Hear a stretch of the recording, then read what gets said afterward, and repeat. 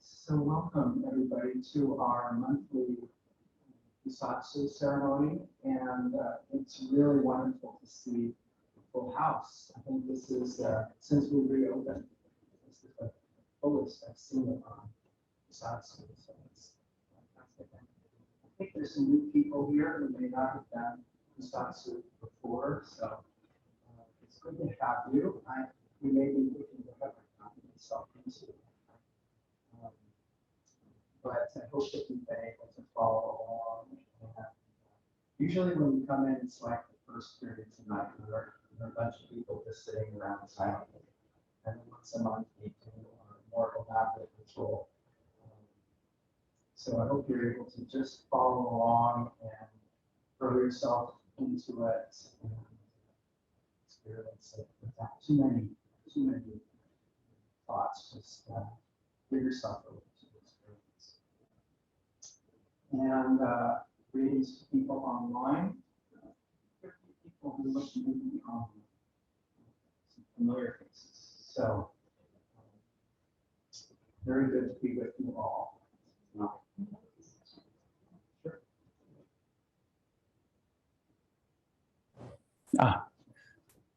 Were you not hearing me before? Sorry about that. Okay. All right. Nice to see you all online. Good to have you with us.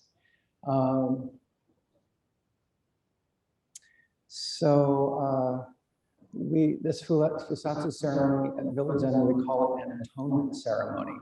More traditionally, it's referred to as a repentance ceremony or even a confession ceremony.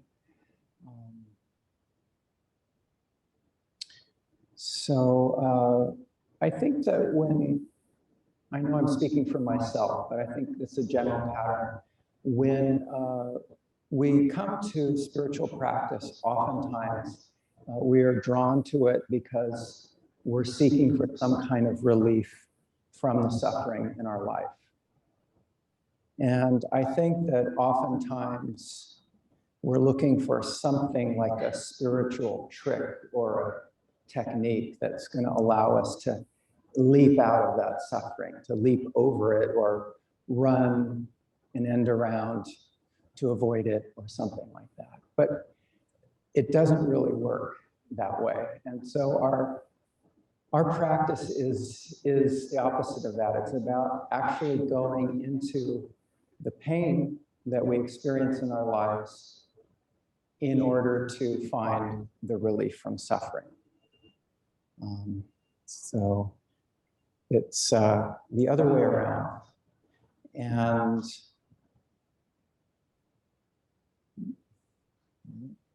okay.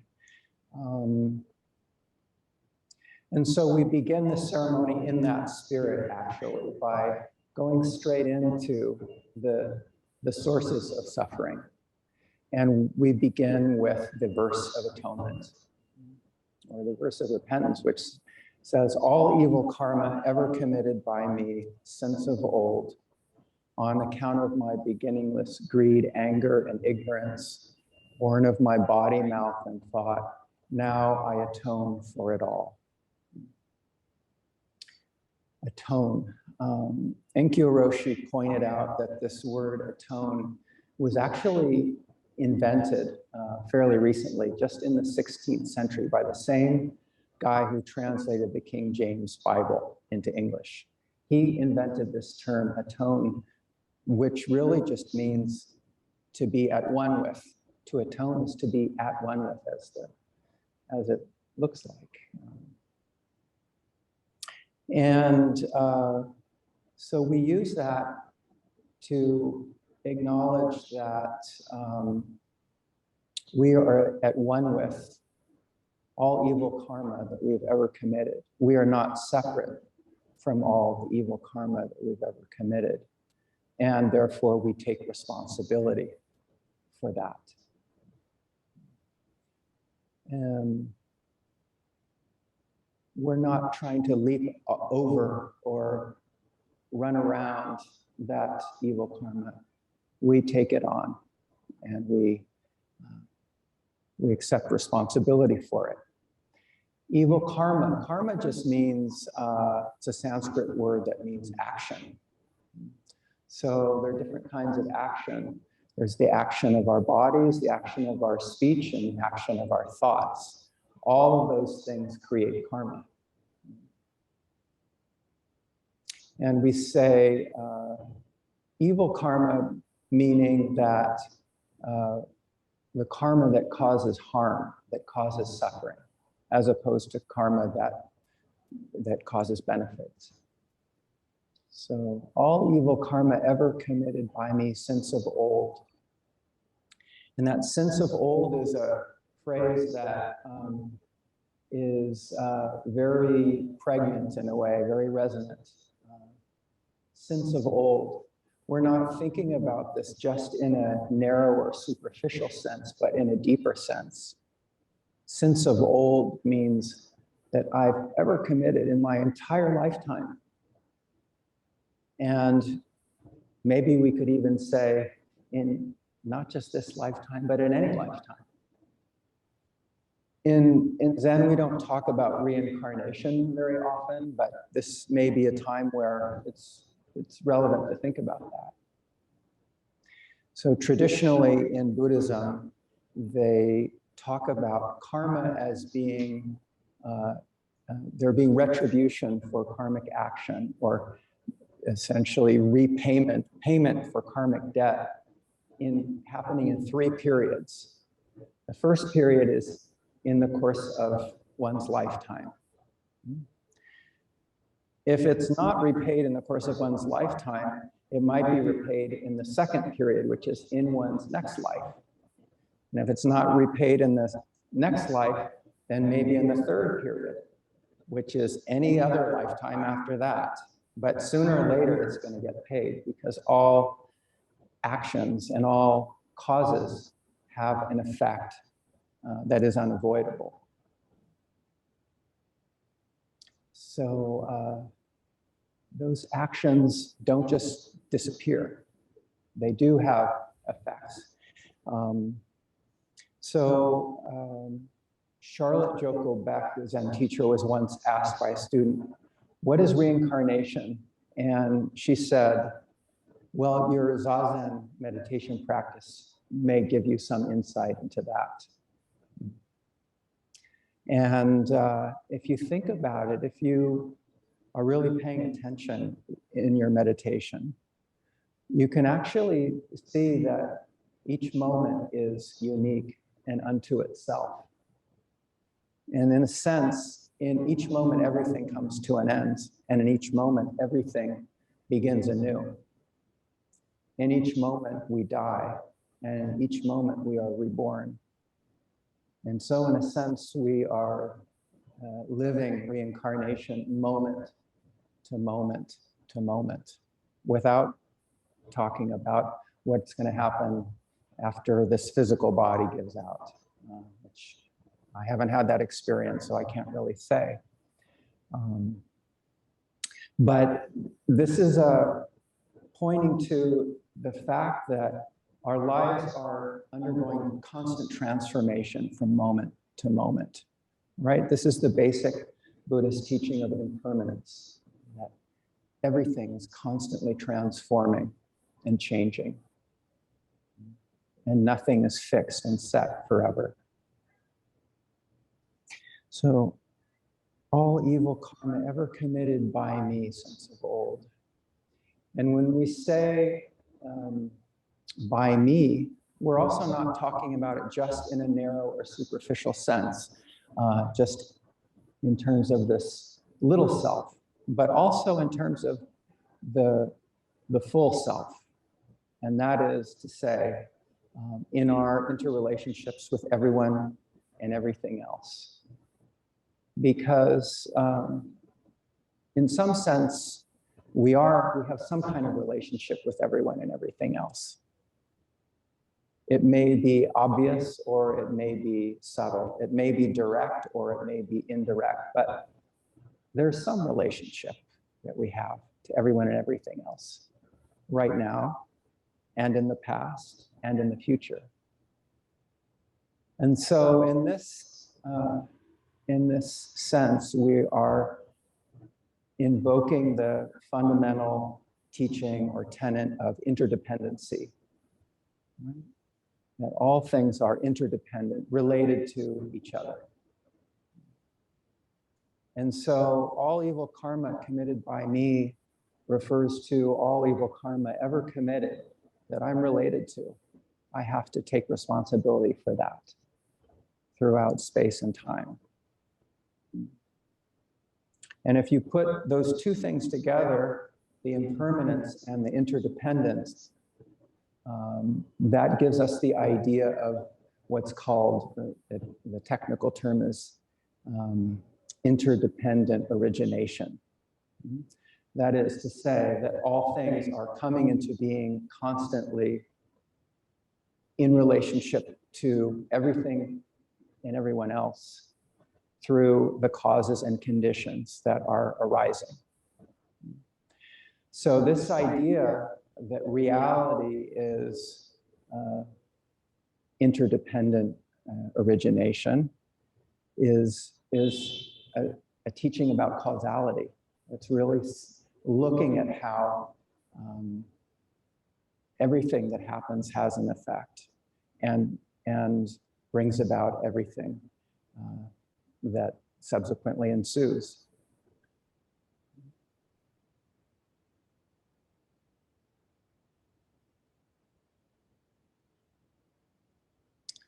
So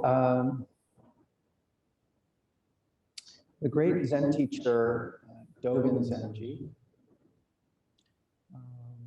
who lived in the 13th century, at the very end of his life, started to write about some issues that he hadn't addressed so much for most of his teaching career. And these involved karma, causality, and morality. And it's a bit of a mystery. The Dogen scholars don't really know why he started writing about this just in the last 5 years of his life. This is late Dogen. So what was going on? We don't really know. There's one possibility, which is that it was provoked by an experience he had in 1247 and 1248. He was invited to go to Kamakura to meet with the shogun. And Dogen had always refused to go meet with the political authorities, but this time he agreed.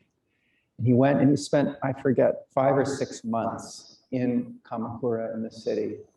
He gave lectures and he gave teachings to the shogun. And at first he thought it was going well, but ultimately he decided it had not been successful. He went back to his monastery in Eheji and said, you know, I'm back. I didn't really tell them anything new, just what I've always been saying, which is that wholesome behavior is virtuous and unwholesome behavior leads to degradation. And then he began writing these texts or fascicles about karma and causality and morality.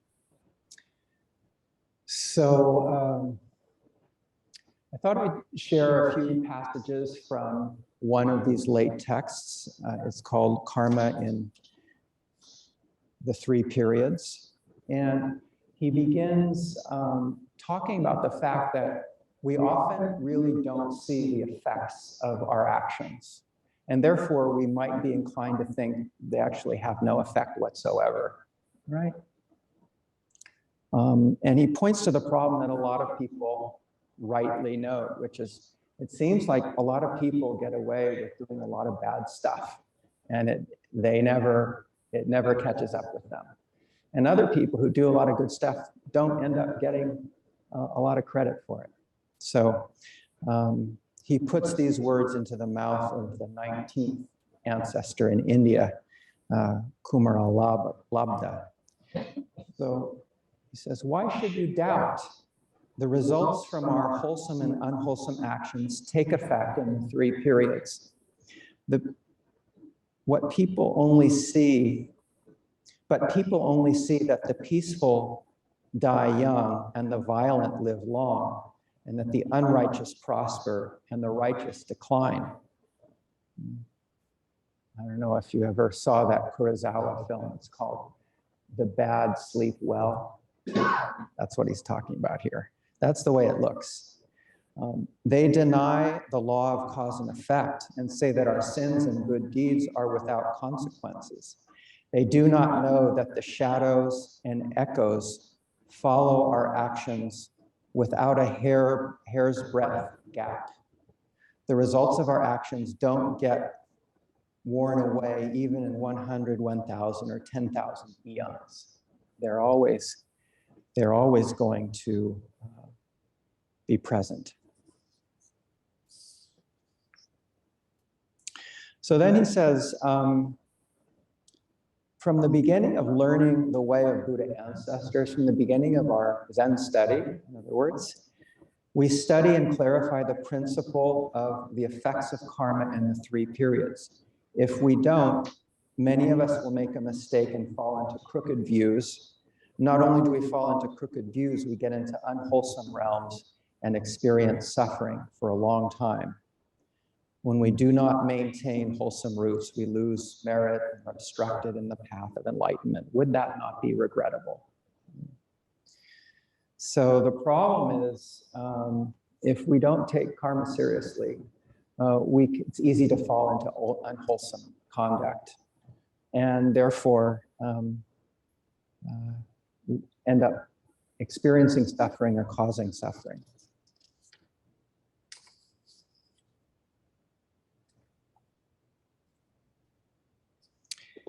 So he then goes into a story about an old Chinese teacher named Changsha. And Changsha was a great teacher, but in this story, Dogen criticizes him very harshly.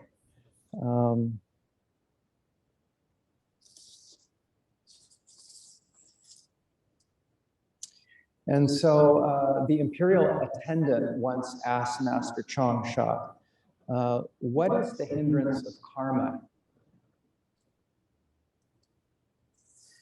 And Changsha said, essential emptiness.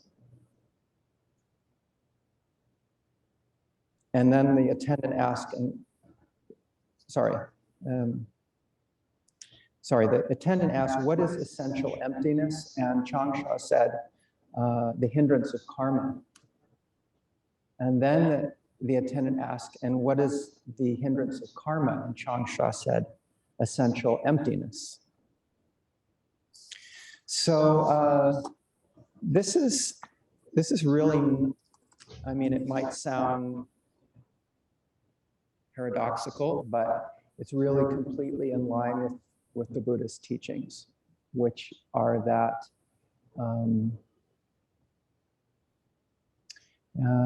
all of the forms and phenomena and aspects of our life are constantly changing. They depend upon causes and conditions and everything else that's going on, and therefore they have no intrinsic existence, and therefore they are, in a sense, empty. The idea of emptiness really just means that all things are impermanent and all things are interdependent. They don't have any essential, permanent, fixed nature. In that sense, they're empty. It doesn't mean that there's nothing, but there's nothing that is constant, fixed,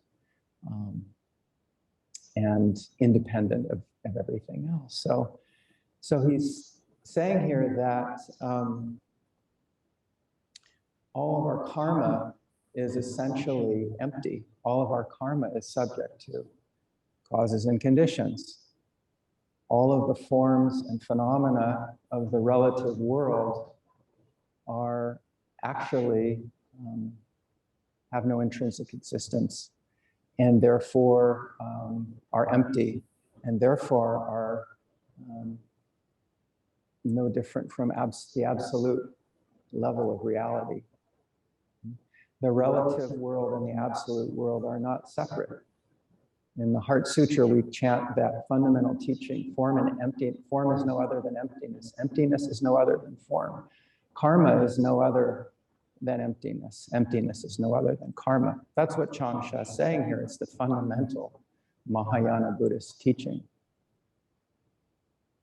But Dogen reacts against this, and he says, Changsha here is getting it all wrong, and he excoriates him.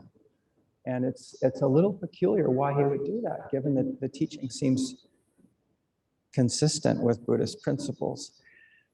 Dogen says, sentient beings who believe in the original emptiness of the hindrance of karma and create karma in self-indulgence would have no moment of emancipation.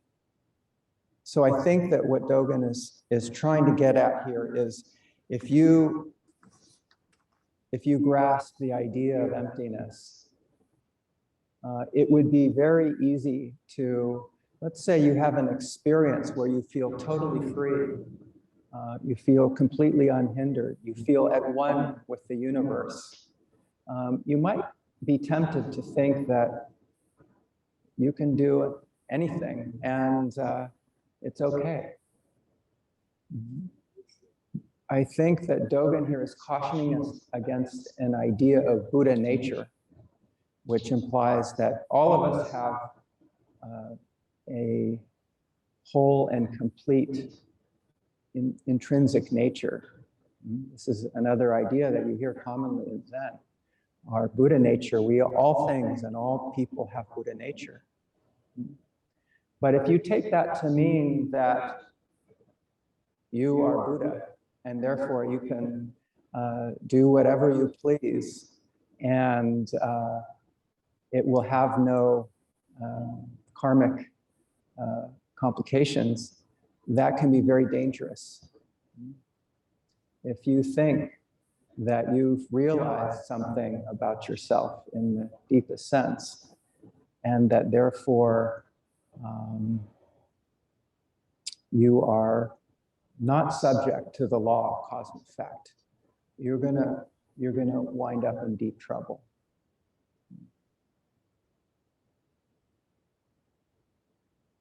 And so I think that Dogen is really trying to emphasize this point that in our Zen study, we really have to look very carefully at our actions and the effect of our actions, and not rely in some complacent way on the idea that we're all whole and complete, and we're all Buddhas, and it's all good, and it's all hunky-dory.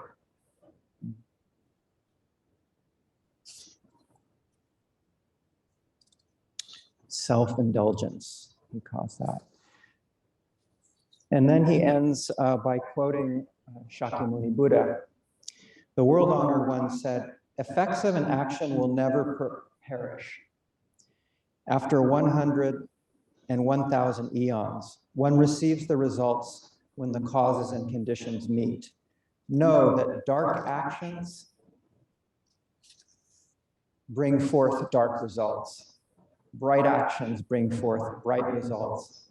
And mixed actions bring forth varied results. So refrain from taking dark and mixed actions, and endeavor to take bright actions. And then Dogen ends by saying, as the world-honored one says, once wholesome or unwholesome actions are created, they will not perish even after 100, 1,000, 10,000 eons. One receives the results when the causes and conditions meet. However, unwholesome actions disappear or turn to lighter results by repentance. Wholesome actions increase by rejoicing. This is called never perish. It is not that they do not have effects. Okay. So, very interesting. He's saying that all of our actions will bear fruit. And if our action is not wholesome, it will cause suffering. And if it is wholesome, it will cause benefit.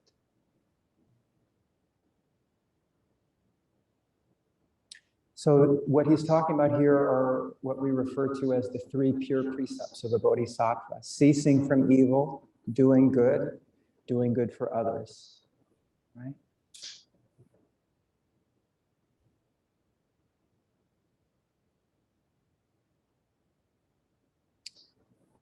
I had, when I was starting the practice, I was in Bolivia and we received a visit from a Zen nun from France who said, I remember her words, she said, "Il faut nutrir le karma." We have to nourish our karma. So it's not that we have to get over our karma or get around our karma. We have to work with our karma and we have to nourish our karma. How can we do that? Well, we can rejoice in the wholesome karma that we've received. And we can work on the unwholesome karma that we've received, engage with unwholesome karma. The karma never perishes doesn't mean that the effects are determined forever, but that we can work with them to transform them, to take that unwholesome karma that we all have, work with it, transform it, plant the seeds of wholesome karma and nourish them, cultivate them. And the effects of unwholesome karma, work with them to try to transform them. And how can we transform the unwholesome karma in our lives? Well, it starts with being aware of it. It starts by accepting it, accepting it, and taking responsibility for it, which is exactly what we're doing in this ceremony. So we can do this work tonight in our Fusatsu ceremony. If you let go of your ideas and just give yourself to the bowing, and to the chanting, and to the awareness and attention in each moment, you are creating wholesome karma and transforming unwholesome karma. And you can do this in every action in your daily life. Let go of the thoughts, the greedy thoughts that are about trying to get what you like, and letting go of the angry thoughts, which is about rejecting the things that you don't like, and the ignorance which comes from not realizing that you are connected to everyone and everything else. Let go of the thoughts for a minute and just be present. Open your heart, mind, give yourself wholeheartedly to what's right in front of you. This is how we cultivate the seeds of karma and nourish our karma. Thank you.